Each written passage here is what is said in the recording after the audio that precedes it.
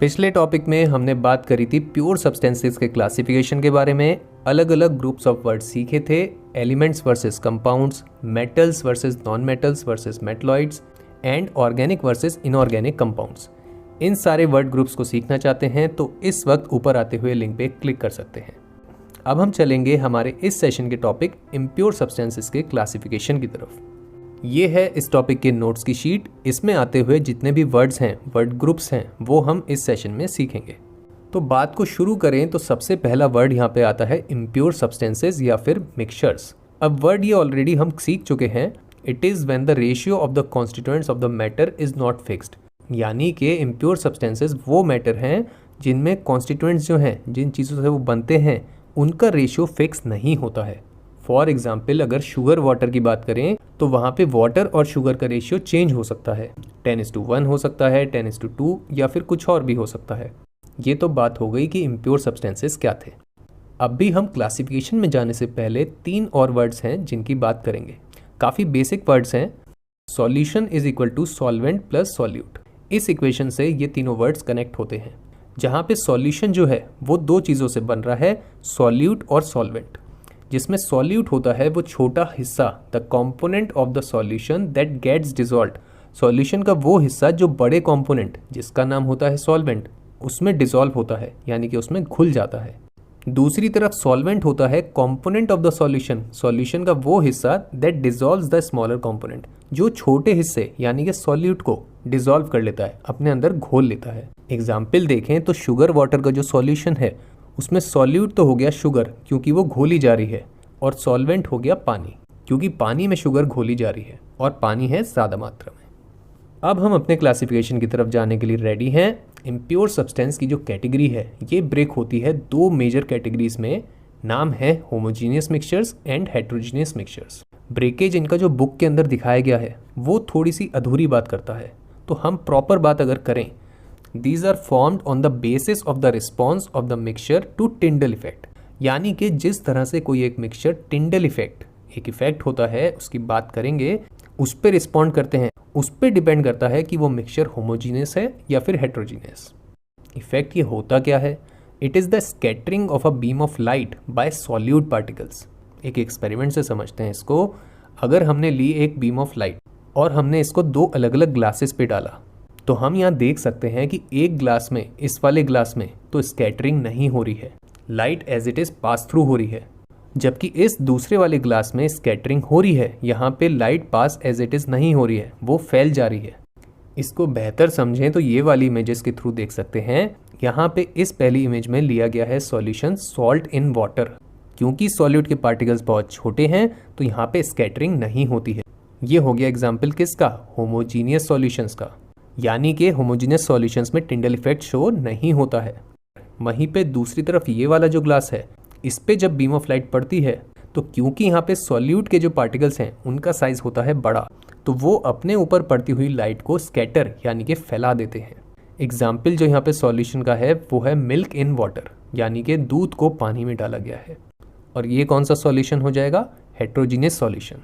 यानी कि heterogeneous solutions Tyndall effect show करते हैं। ये जो हमने डिफरेंस अब देख लिया हेट्रोजीनियस और होमोजीनियस मिक्सचर के बीच में on the basis of Tyndall effect, इसके अलावा एक और ऐसा बेसिस है जिसके बेसिस पे हम इन दोनों को अलग अलग करते हैं, जो कि बुक में दिया है।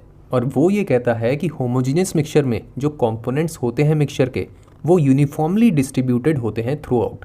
यानी कि सॉल्यूट के जो पार्टिकल्स हैं वो पूरे के पूरे सॉल्वेंट में एक समान रूप से बिछे होते हैं, बिखरे होते हैं, without any visible boundaries of separation.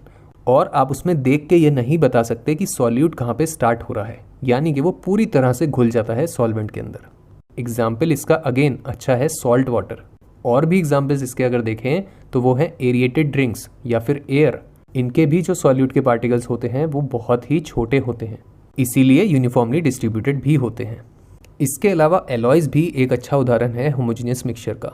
एक ऐसा मिक्सचर जिसके अंदर अलग अलग सॉलिड्स, मोस्टली जिसमें मेटल्स आते हैं, उनको मिक्स किया जाता है ताकि वहाँ पे सर्टेन क्वालिटीज़ पाई जा सकें।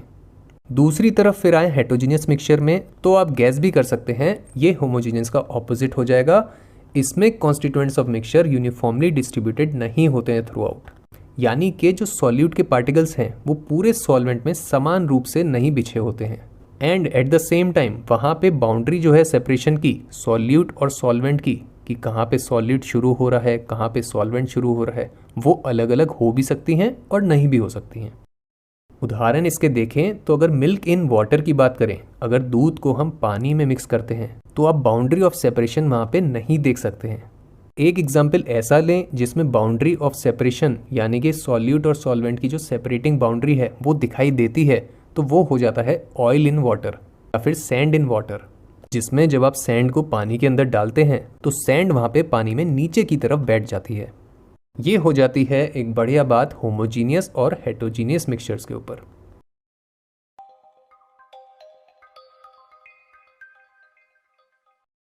अब बात को आगे बढ़ाएं तो पहले बात करेंगे होमोजीनियस मिक्सचर में आती कैटेगरीज की, और इसको हम सीखेंगे एक एक्सपेरिमेंट के थ्रू। प्रॉपरली मिक्सचर बनाने के लिए पहले ऐड कर देते हैं सॉल्वेंट यानी कि वाटर, फिर ऐड कर देते हैं सॉल्यूट यानी कि नमक।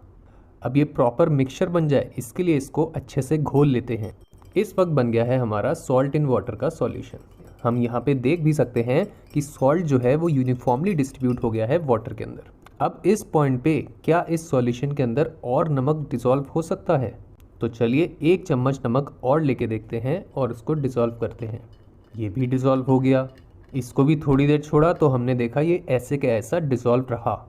इसी एक्सपेरिमेंट को कंटिन्यू करते हुए अगर हम इसमें सॉल्ट ऐड करते जाएं तो एक पॉइंट ऐसा आता है जहां पे सॉल्ट वाटर के अंदर फर्दर डिसॉल्व नहीं होता है और वो नीचे अलग इकट्ठा होने लगता है।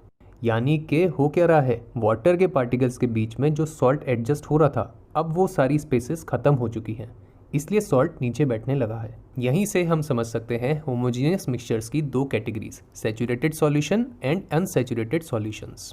डिवीजन यहाँ पे किस बेसिस पे हो गया? On the basis of whether or not more solute can be dissolve in the solvent, और सॉल्यूट सॉल्वेंट के अंदर डिसॉल्व हो सकता है या नहीं, इस बेसिस पे होता है। अगर तो और डिसॉल्व हो सकता है तो सॉल्यूशन रहेगा अनसैचुरेटेड, और अगर सॉल्यूट डिसॉल्व नहीं हो सकता सॉल्वेंट के अंदर तो उस पॉइंट पे उसी सॉल्यूशन को कह दिया जाता है सैचुरेटेड सॉल्यूशन। ये सेम चीज़ हम किसी भी होमोजीनियस मिक्सचर के अंदर देख सकते हैं। जैसे कि शुगर इन वाटर लेंगे तो उसके अंदर भी सेम चीज़ होगी। ये हो गई बात होमोजीनियस मिक्सचर की 2 कैटेगरीज की। लास्टली अब चले हेट्रोजीनियस मिक्सचर की कैटेगरीज में। तो इसके अंदर हम देख सकते हैं 2 categories, colloids and suspensions. Breakage इनका सिंपल है, बनती ये हैं on the basis of whether the solute particles don't settle down on their own or they do settle down on their own. अगर तो जो सॉल्यूट के पार्टिकल्स हैं सॉल्यूशन के अंदर वो अपने आप सेटल डाउन हो जाते हैं, नीचे बैठ जाते हैं, तब तो ऐसे हेट्रोजीनियस मिक्सचर्स को कहा जाता है सस्पेंशंस। एग्जाम्पल के तौर पे ऑयल इन वाटर, एक्सपेरिमेंट से देख सकते हैं इसको।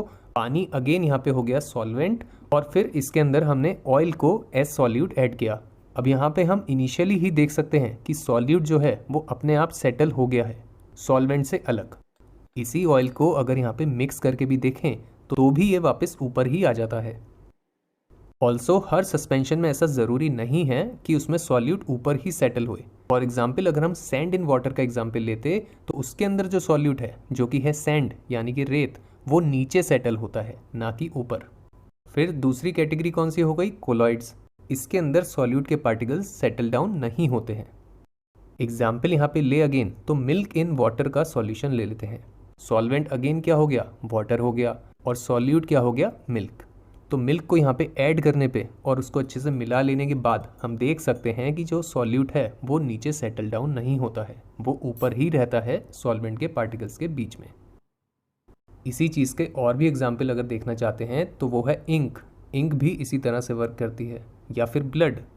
ये हो जाती है बात कंप्लीट कोलॉइड्स और सस्पेंशंस के ऊपर। और इसी के साथ आपका टॉपिक भी हो गया है कंप्लीट।